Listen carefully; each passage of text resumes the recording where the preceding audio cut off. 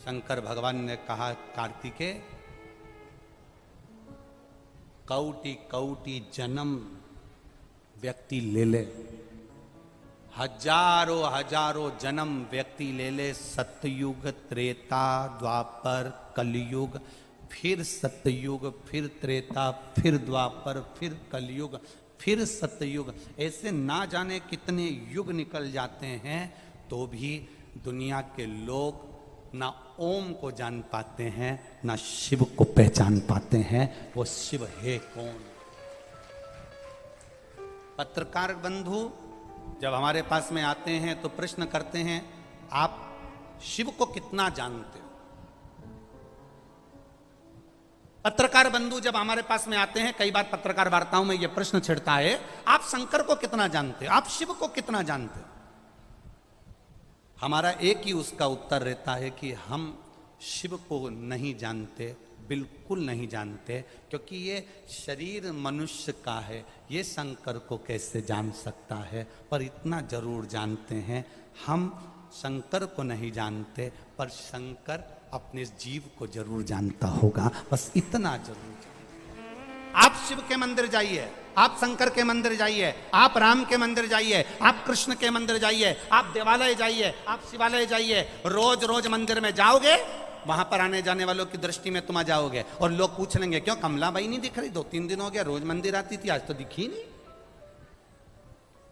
क्यों कमलाबाई नहीं दिख रही? रोज मंदिर आती थी, आजकल दिख नहीं रही। कमलाबाई नहीं दिख रही, रोज मंदिर आती थी, आजकल दिख नहीं रही।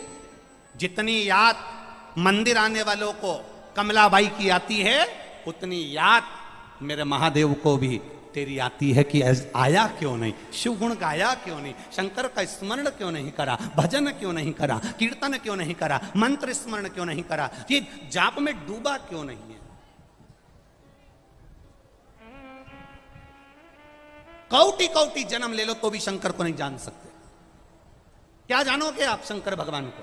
केवल इतना कि वो भांग पीता है। शंकर को इतना ही जानोगे कि नंदी पर बैठता है। शंकर को इतना जानोगे कि उसके गले में सांप है। शंकर को इतना जानोगे कि उसके सिर पर चंद्रमा है। शंकर को इतना जानोगे कि बाघंबर पहना है। शंकर को इतना जानोगे कि भस्मी लपेटा है। शंकर को इतना जानोगे कि सिर पे गंगा है। शंकर को इतना जानोगे कि 3 नेत्र हैं। शंकर को इतना जानोगे कि बस त्रिशूल है। शंकर को इतना जानोगे कि उसके हाथ में डमरू है। शंकर को केवल इतना तक जानना नहीं है, हमें शंकर को यह जानना है कि ब्रह्मा ब्रह्मलोक में रहते हैं, बैकुंठ में मेरे नारायण रहते हैं।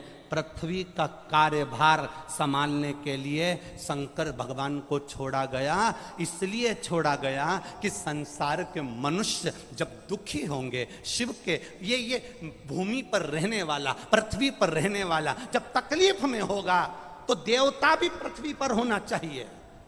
एक बहू जयपुर में रह रही है और एक बहू तुम्हारे साथ में रह रही है। तुम्हारे को दुख आएगा तो जयपुर वाली पहले आएगी कि तुम्हारे पास वाली आएगी?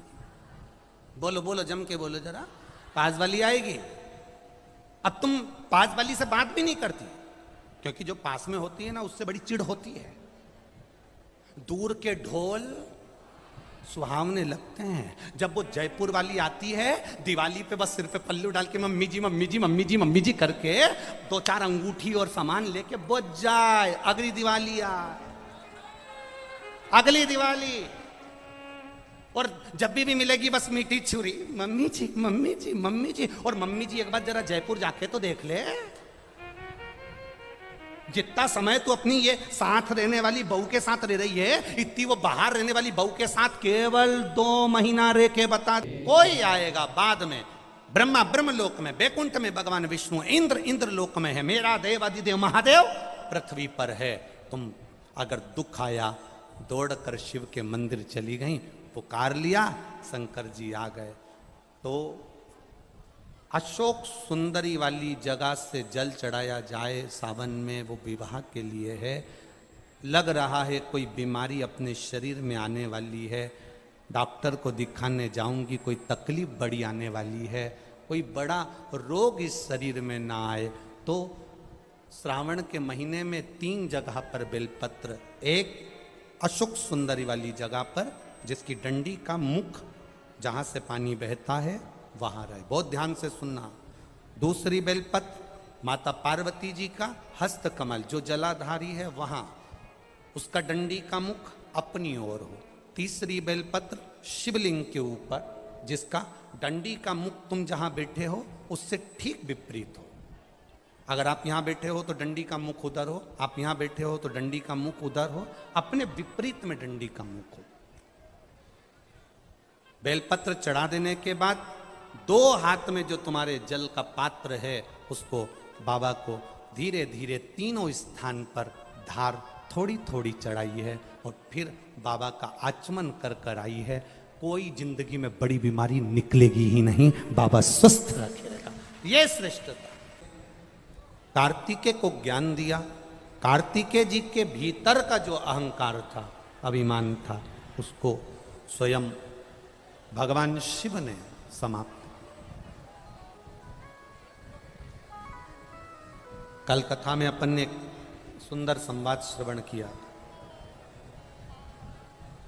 माता पार्वती जी भगवान शिव को अपना पति बनाने के लिए प्रयास कर,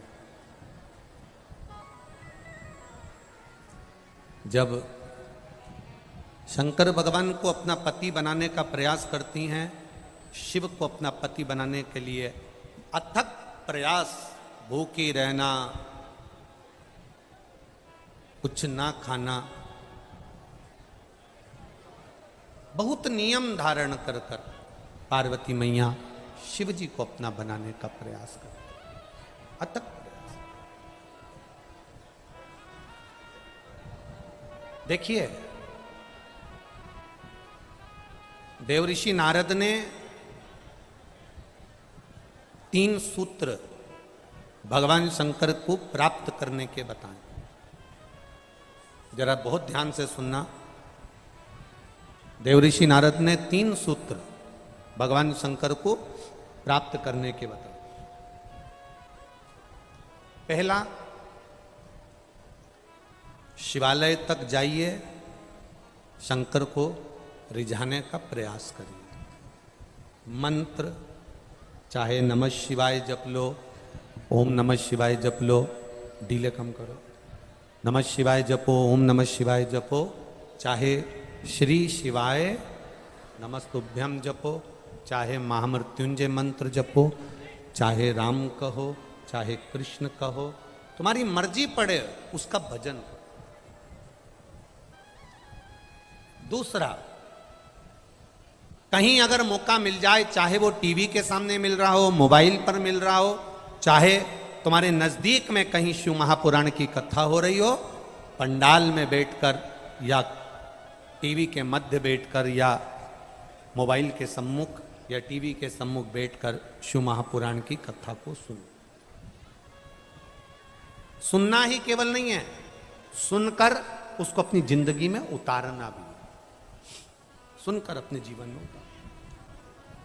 और तीसरा, अगर बन सके कहीं शंकर भगवान की कथा चल रही हो, शिव महापुराण की कथा हो रही हो, और जो शिव गण आए हों, कथा सुनने के लिए जो शिव भक्त आए हों, कथा श्रवण करने के लिए जो शंकर के गण आए हों, शिव भक्त आए हों, उनको बन सके तो कुछ या पानी पिलाकर, शरबत पिलाकर, भोजन कराकर मुख उनका झूठा अवश्य कराएं। उससे हमारे यहाँ की बरकत कभी समाप्त नहीं होती।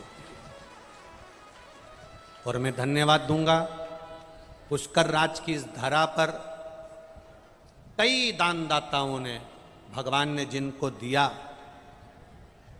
और आप लोगों को भी ऐसा नहीं, हम ये कभी नहीं कहेंगे कि तुम 50 लोगों को भंडारा करो या 1000 आदमी का भंडारा करो या 100 लोगों को आप पानी पिलाओ या 100 लोगों को खिलाओ। हम तो इतना कहेंगे, अपने बैग में अगर 4 पानी की बोतल आ जाए, अपने बैग में 4 बिस्कुट का पुड़ा आ जाए, अपने बैग में 4 रोटी घर से ज़्यादा बना के लिए आए, तो अपने आसपास वालों को भी खिलाओ और मुंह झूठा जरूर कराओ। इससे बढ़कर कुछ सुख नहीं। शंकर का जो भक्त होता है, शिव का जो उपासक होता है, और कई पुष्कर राज की इस भूमि पर आप लोग जब निकलते होगे, हम लोग तो ज़्यादा उधर हमारा जाना नहीं होता, क्योंकि भीड़ के कारण बस नहीं जाते। तो आप लोग तो जाते होगे तो देखते होगे जगह जगह पर लोग कुछ ना कुछ पानी पिला रहे, भोजन करा रहे या कुछ भी स्वल्पाहार उसको दे रहे। और यही क्रम हमारी समिति ने भी चालू करा है। सावन का महीना और पूरा अधिक मास का महीना, कुबेरेश्वर धाम की तरफ से भी जो मुख झूठा करा सकते हैं वो बाबा की कृपा से ये 2 महीने आप लोगों के मुख को झूठा कराकर कोई थोड़ा सा पुण्य अर्जित हो जाए, इससे बढ़कर कोई सुख नहीं। और हमारी क्या सामर्थ्य था, वो तो ये सब जो दानदाता लगे हैं, टीवियों पर जो सुन रहे हैं, मोबाइल पर सुन रहे हैं, इन लोगों का जो सहयोग मिलता है वो सब चल रहा है। करो सेवा। 3 सूत्र हैं। मंदिर तक जाना, शिवालय तक जाना, शंकर की आराधना करना, मंत्र का जाप करना, स्मरण करना। दूसरा, शिव महापुराण की कथा को सुनकर अपनी जिंदगी में उतारना। और तीसरा, कहीं शंकर का भक्त मिल जाए, कोई शिव का उपासक मिल जाए, उसकी सेवा कर ले। कितना सुंदर कहा है। शिव महापुराण में कहा है, हमने पहले भी कथा में कहा, अगर मान लो संतान का सुख नहीं है, संतान का सुख नहीं है, 20 साल हो गए, 25 साल हो गए, 30 साल हो गए, संतान का अगर सुख नहीं है तो शंकर का कोई भक्त मिल जाए, शिव का कोई उपासक मिल जाए, या कोई ब्राह्मण देव, वेद शास्त्र का ज्ञान रखने वाले, अपने जीवन को सार्थकता में, सात्विकता में जीने वाले, ऐसे ब्राह्मण को जोड़े से उनके बच्चों के साथ बेलपत्री के पेड़ के नीचे भोजन करा देना, खीर खिला देना, और उस खीर के भाग को पति पत्नी दोनों अवश्य पाना। उससे संतान का सुख भी मेरे बाबा प्रदान कर देते। सफेद आंकड़े की जड़ का प्रयोग करो तुम रुका जी वाला, और साथ में ये प्रयास करिए। एक बड़ा सुंदर संवाद आता है स्कंद पुराण का। देवऋषि नारद निकल के जा रहे थे और एक बूढ़ी माँ ने, ज्यादा बूढ़ी नहीं कह सकते, एक माँ ने नारद जी के चरण पकड़ लिए। और माँ ने नारद जी के चरण पकड़कर कहा, नारद जी आप तो देवऋषि नारद हो। नारद जी बोले, हाँ नारद जी आप देवऋषि नारद हो, मेरे मन की एक बात है, मैं आपसे कह सकती हूँ। नारद जी ने बोला, क्या बात है, बोलो क्या बात कहना चाहते हो। नारद जी बस मेरा एक निवेदन स्वीकार कर लीजिए, मेरे घर में संतान नहीं है नारद, मेरे घर में औलाद नहीं है नारद, मेरी उम्र निकलती जा रही है, तुम एक बार नारायण से जाकर कहो ना कि मेरे यहां संतान दे दे। मां ने नारद जी के चरण पकड़ लिए। नारद जी ने कहा, मैं पूछ के आऊंगा भगवान से कि आपके यहां संतान कब होगी। नारद जी श्रीमन नारायण करते करते करते करते बैकुंठ पहुंच गए। नारद जी जब बैकुंठ में गए, भगवान नारायण विश्राम कर रहे थे, लक्ष्मी जी चरण दबा रही थी। लक्ष्मी जी की दृष्टि नारद जी पे पड़ गई। जैसे ही लक्ष्मी माता की दृष्टि पड़ी, भगवान नारायण भी उठकर बैठे, देवऋषि नारद को देखकर आदर करा, सम्मान करा। बोलिए नारद जी कैसे आना हुआ। नारद जी बोलते हैं, आज तुम एक पृथ्वी पर मृत्यु लोक में एक माँ है, उसके घर में संतान नहीं है, बस उसके लिए आपके पास आया हूं। उस माँ ने कहा, मेरे यहां संतान कब होगी, आप भगवान से पूछ कर बताना। इतने में नारायण ने ध्यान लगाकर देखा कि कौन माँ ने प्रश्न किया, और नारायण ने कह दिया, इसके यहां संतान का सुख 7 जन्म तक नहीं है, इसके यहां औलाद नहीं हो सकती, इसके यहां संतान नहीं है, इसके यहां औलाद नहीं है।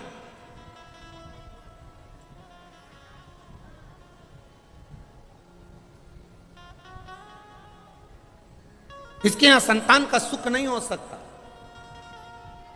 इसके यहां कभी औलाद नहीं हो सकती। देवऋषि नारद सुनकर पृथ्वी पर आ गए, और पृथ्वी पर आने के बाद देवऋषि नारद को वो मां फिर मिली, और मां ने नारद जी के चरण पकड़कर कहा, नारद जी आपने नारायण से पूछा कि मेरे यहां औलाद कब होगी, संतान कब होगी।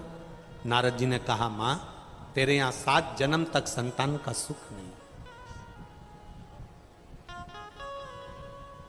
तेरे यहां औलाद नहीं हो सकती, तेरे यहां संतान का सुख नहीं है।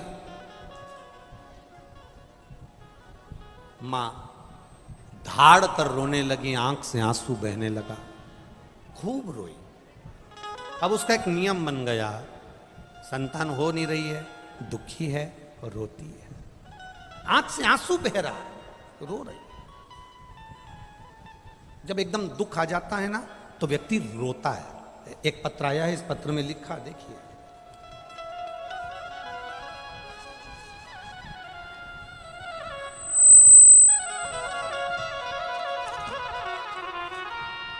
मैं ज्योति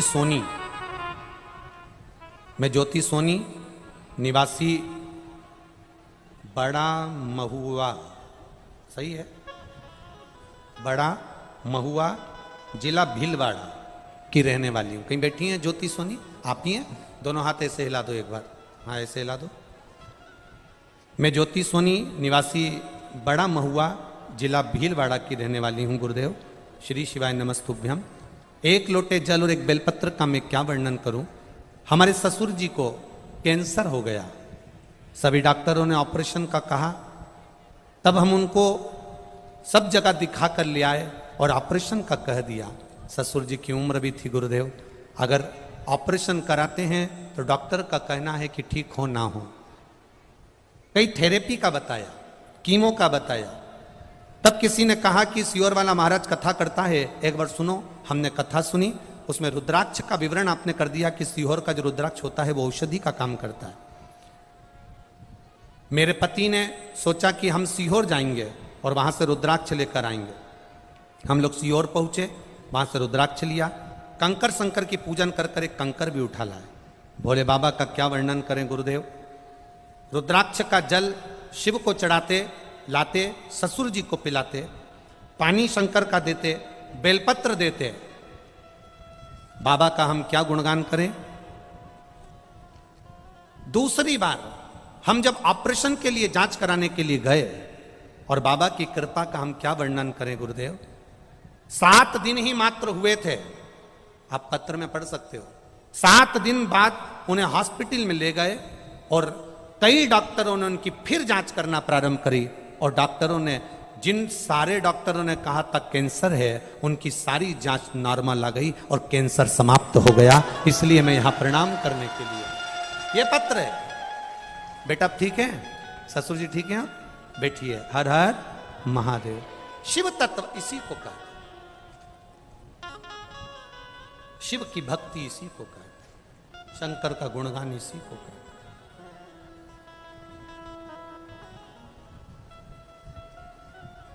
आप अगर उससे विनती कर रहे हो तो वो सुनेगा। देखो गर्मी बहुत तेज है कि नहीं? बोलो बोलो, जम के बोलो, है ना? हम तो यहाँ एसी में बैठ जाते हैं, इतना महसूस नहीं होता, पर आप लोगों की स्थिति देखकर महसूस होता है। जब यहाँ आते हैं तब महसूस होता है। गर्मी बहुत तेज है, अपार गर्मी है, उमस पानी की भी पड़ रही है, गर्मी भी पड़ रही है। आप लोग इतना, जैसे एक भट्टी के अंदर लोहे को तपाया जाता है और उसका कुछ बनाया जाता है, सोने को तपाया जाता है, आभूषण बनाया जाता है। आप लोग हिम्मत मत हारना, मेरा बाबा भी तुम्हें तपा कर कुछ ना कुछ अच्छा जरूर करेगा, ये निश्चित। हम मानते हैं बहुत गर्मी पड़ रही है, अपार गर्मी।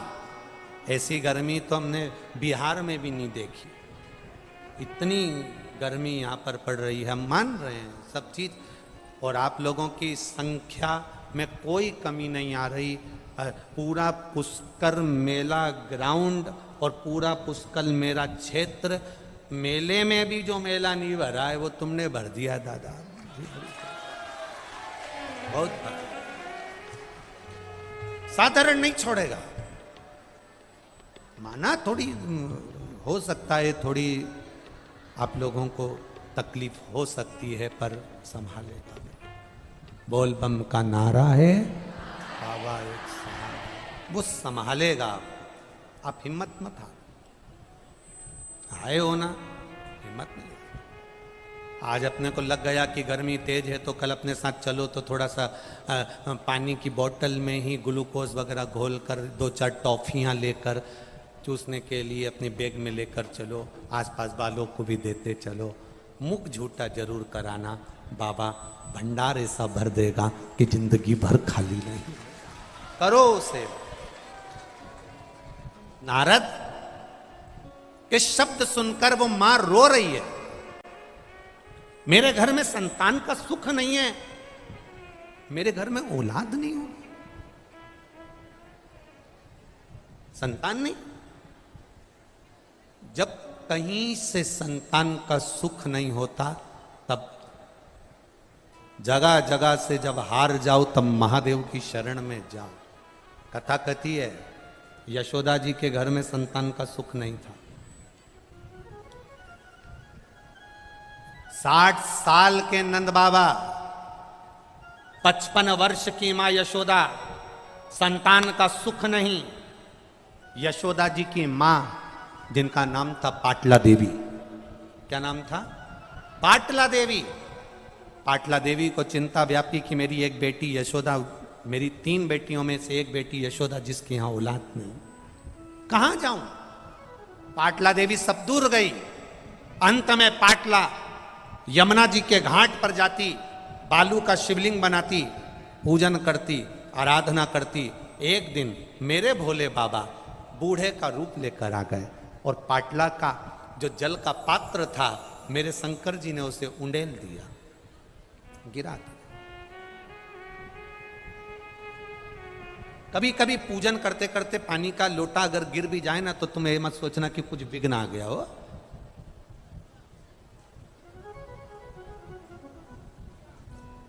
शुभ मुहूर्त देखकर घर से चलो ना चलो चलेगा, पर शंकर जी का मुख देखकर चल दो तो मुहूर्त भी शुभ हो जाता है।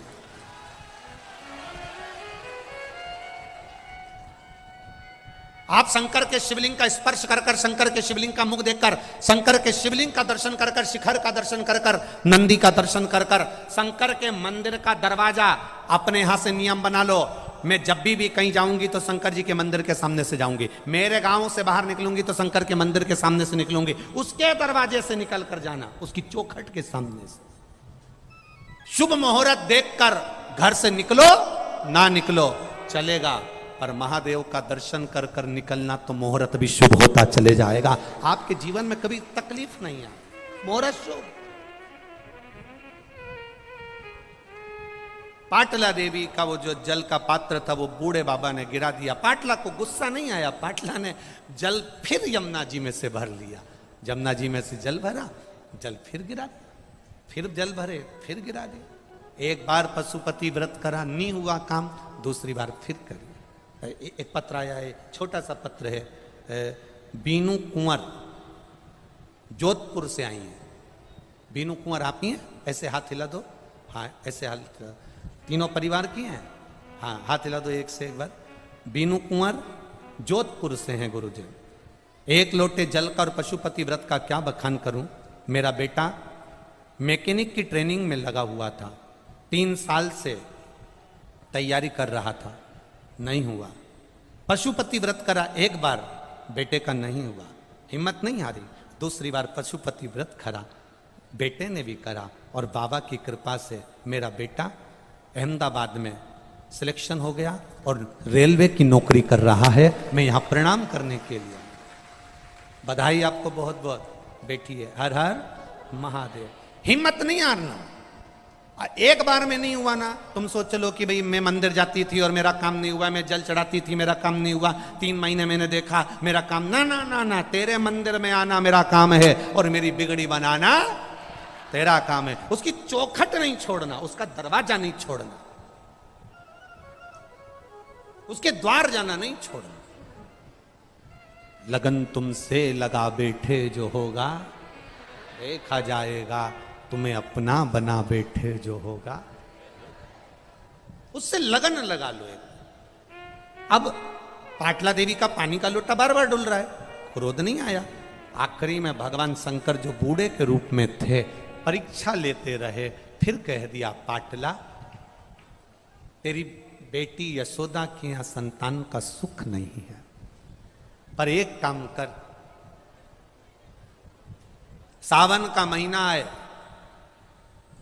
श्रावण की पूर्णिमा के दिन तू अपनी बेटी यशोदा से कह दे कि जितने ब्राह्मण यमुना के तट पर आए उनका मुख झूठा करा दे। जरा ध्यान देना, ये मुख झूठा कराने का बड़ा वर्णन, मुख झूठा करा। यशोदा जी के पास खबर गई, नंद बाबा ने ब्राह्मणों को निमंत्रण दे दिया, भोजन में खीर और मालपुआ बन गया। नंद बाबा ने परोसा, नंद बाबा की दाढ़ी सफेद, बाल सफेद, यशोदा जी हाथ में चूड़ा पहनकर, पांव पैजनियां पहनकर, करधनी पहनकर, माता यशोदा सिर में इतना घूंघट डालकर खीर परोसने के लिए गई। इतने में ब्राह्मणों ने देखा कि नंद बाबा बूढ़े और ये इतना घूंघट डाल के तो इनके घर के बेटे की बहू दिख रही है, पर इनके घर में कोई औलाद नहीं है। तो सारे ब्राह्मणों ने मुख झूठा करते करते, खीर मालपुआ खाते खाते आशीर्वाद दे दिया, पुत्र भव। और जो आशीर्वाद दिया पुत्र भव, यशोदा जी ने अपना पल्लू ऊपर करा। सारे बाबाओं ने देखा कि इसके भी बाल सफेद हैं, ये भी बूढ़ी है।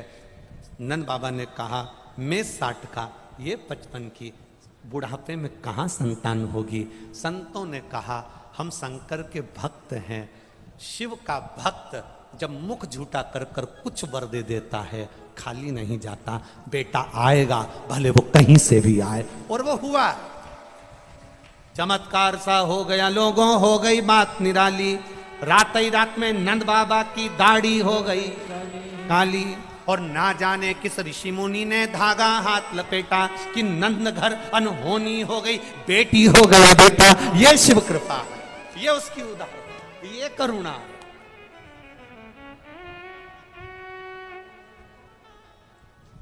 तो हम क्यों चिंता करें? अब यहां चिंता का विषय है ना, बूढ़ी माँ रो रही है मेरे घर में औलाद नहीं है, मेरे घर में संतान नहीं है। अब बाबा तो बाबा,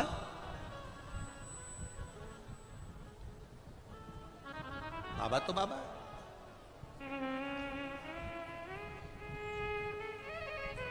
वो कहे ना, जो कोई नहीं करता डमरू वाला करता है, जो कोई नहीं करता डमरू वाला करता है। खाली रही झोली वो ही तो भरता है, खाली रही झोली वो ही तो भरता है।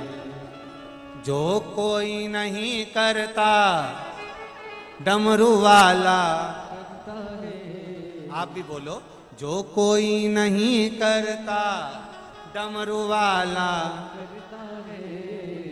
खाली रही झोली वो ही तो भरता है, खाली रही झोली वो ही तो भरता है। वो हर पल, हर घड़ी, हर क्षण हमारे साथ चल रहा है। हर पल बिलक पड़ी बूढ़ी मां, आ गया बाबा। 4 संत आए, भस्म रमाकर, जटाजूट बांधकर, अलग जगाते हुए उस गांव में आ गए। और गांव में आकर चिल्ला कर कहने लगे, बहुत भूख लगी है मां, बहुत भूख लगी है, आज कुछ दे दीजिए, भूख लग रही, भूख लग रही है, कुछ दे दीजिए मां। अब कई बार मांगने वालों से चिढ़ाने लगती है, बोलो सही है कि गलत? कई बार मांगने वालों से चिढ़ाने लगती है। आपसे निवेदन है, आप 1 रुपया भी किसी को मत दो, हम नहीं कहेंगे कि तुम दो। आप तो अपनी 4 व्हीलर गाड़ी में थोड़े से बिस्कुट के पैकेट रख लो, या 4 रोटी ज़्यादा बना के पेपर में लपेट के रख लो। कोई भूखा है ना, उसको रुपये की जगह आप वो देकर आगे बढ़ जाना, वो जीवन का एक सुख प्रदान कर जाएगा। हम नहीं कहेंगे कि तुम करोड़ों का धन प्रदान करो।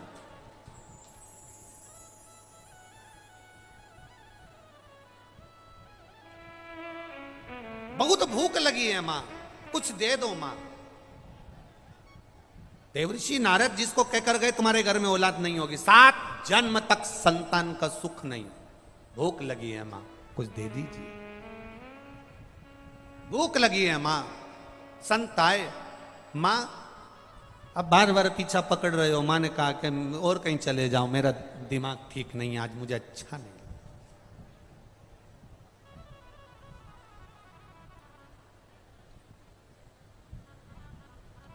भिखारी को देखकर, कांच चढ़ा लेने वालों, भिखारी को देखकर हम फिर कहेंगे भिखारी को तुम पैसा मत दो, भोजन तो दो ना, अन्न का कण तो दो। भिखारी को देखकर कांच चढ़ाने लेने वाले थोड़ा ध्यान देना, जिस दिन तुम मेरे भोले बाबा के पास मांगने जाओगे और उसने भी कांच चढ़ा लिया तो फिर कहां जाओगे? कभी कांच चढ़ाओ मती। अन्न रखा है, दीजिए। बिस्कुट का पुड़ा रखा है, दे दीजिए। एक टॉफी पास में रखिए, दे दीजिए। गुड़ की डली पास में रखिए, दे दीजिए। मिश्री का टुकड़ा पास में रखा है, दे दीजिए, ये लीजिए, ये प्रदान कर।